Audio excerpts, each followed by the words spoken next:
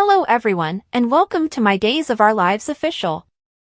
I hope everyone is having a wonderful day. Before we begin, please hit the subscribe button and give this video a thumbs up. Chanel met Alex at the body and soul office. After some insinuation about her throwing her back out, they started kissing passionately on the desk. As Johnny entered, he referred to Chanel as a cheating bitch.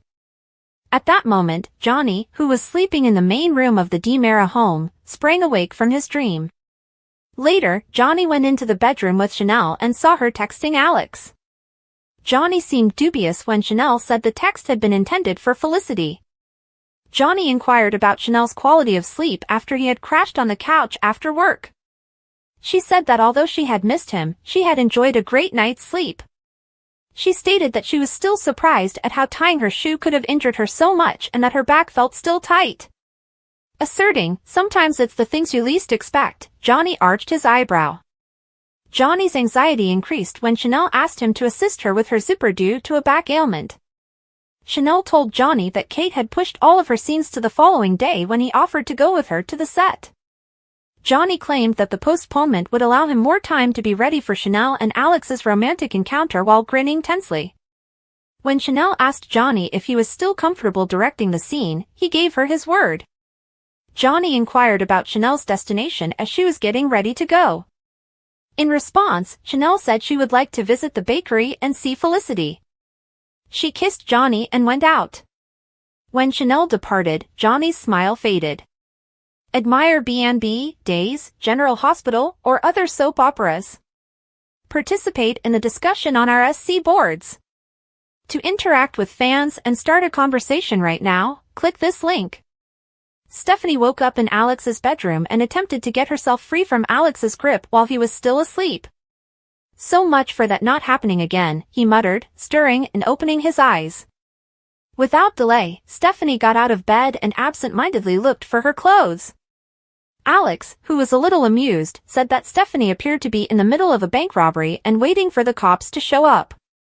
Stephanie quickly left the room after expressing her opinion that they had made another mistake and promising that it would not happen again. Later, in the main room, a half-clothed Alex drank coffee and observed Stephanie getting ready to go quickly. Stephanie maintained that she had to leave because her calendar was busy, despite his invitation to stay and have a bite to eat.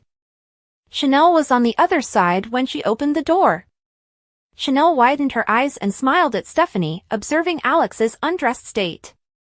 After Stephanie stammered her farewell, Alex welcomed Chanel inside and attempted to explain the circumstances to her. He was stopped by Chanel, who told him that since Alex was her fictional boyfriend, he didn't need to give her an explanation. Chanel explained that she needed Alex's assistance in organizing a surprise party for Johnny when he asked her why she had wanted to speak with him. She explained that the reason she wanted to have the party on site was to keep it a secret and to ease Johnny's transition into her and Alex's cordial relationship. Alex acknowledged and consented to assist. Chanel made Alex swear he wouldn't tell Johnny anything as he led her to the door.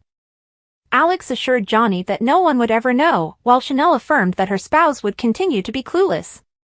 Johnny appeared from the hallway after Chanel had left, appearing to have heard the rest of Alex and Chanel's conversation. Johnny, Carson Boatman, mistook Chanel and Alex's covert meeting for something else. Johnny, Carson Boatman, mistook Chanel and Alex's covert meeting for something else. Johnny later found Stephanie ogling a sultry advertising photo of Chanel and Alex at the body and soul office. Johnny concurred with Stephanie's favorable evaluation of the picture.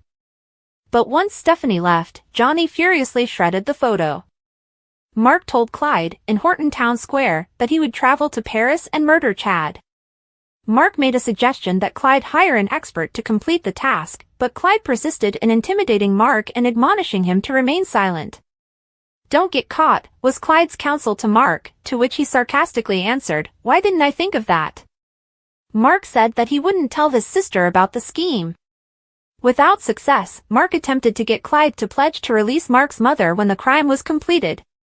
Mark hung up the phone in frustration, but when his sister Felicity came over, he forced a grin.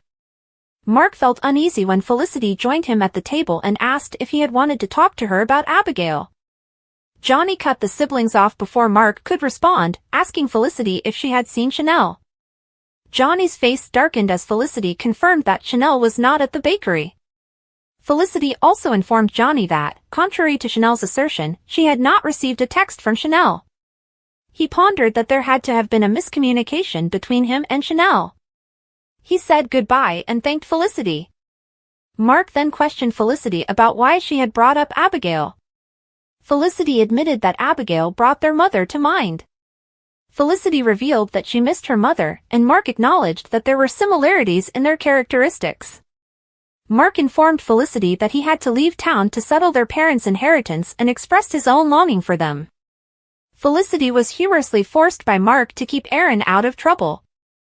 The siblings gave each other hugs and kisses, expressing their affection. "There's nothing I wouldn't do for this family," Mark swore.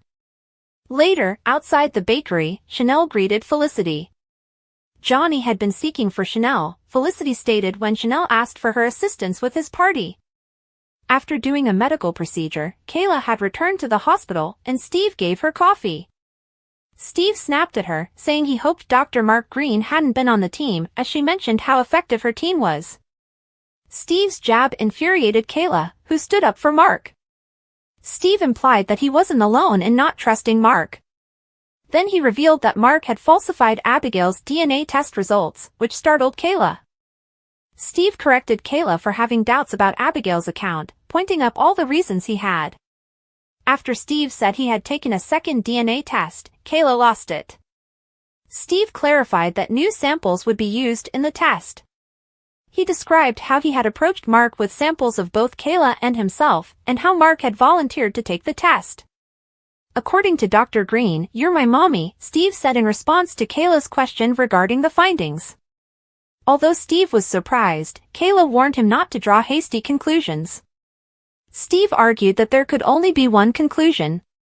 Rerunning the initial DNA comparison between Jack and Abigail, Kayla reasoned, wouldn't violate Abigail's privacy because she gave permission for that sample in the first place. She went to administer the test. Steve gave Chad a call and asked that he contact him immediately. Abigail stared at a photo of the actual Abigail and Chad in Paris. Abigail talked about how fortunate the real Abigail had been to have someone like Chad adore her while a tear streamed down her cheek.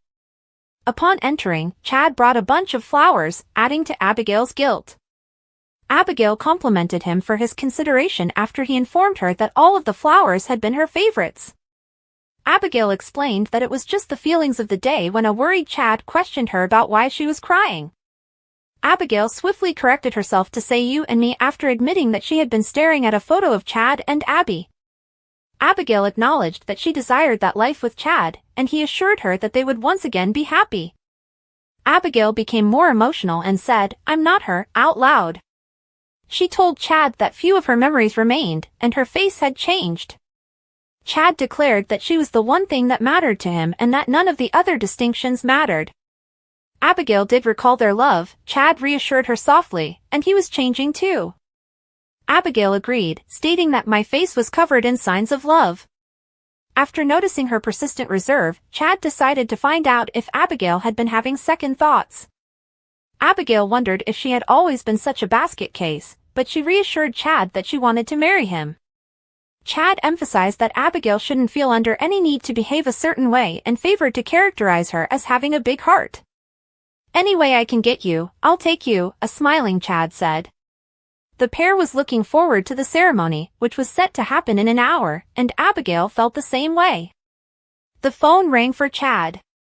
He disregarded the call until he realized it was from Steve, which aroused Abigail's interest. After Chad made a comment regarding Steve's negativity, Abigail recognized that Steve was still not confident in her.